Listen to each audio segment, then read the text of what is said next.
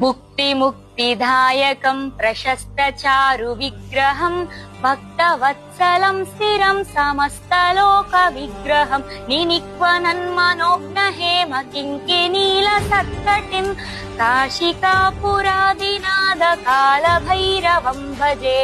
భుక్తిని ముక్తిని ఇస్తాడంట మనకు కాలభైరవ స్వామి. భుక్తి అంటే తినేది కాదు.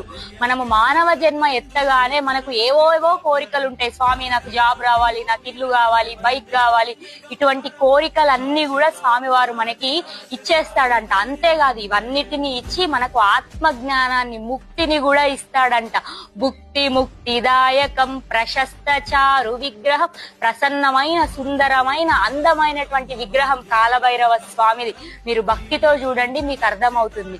భుక్తి ముక్తిదాయకం ప్రశస్త చారు విగ్రహం భక్తవత్సలం స్థిరం సమస్తలోక నిగ్రహం.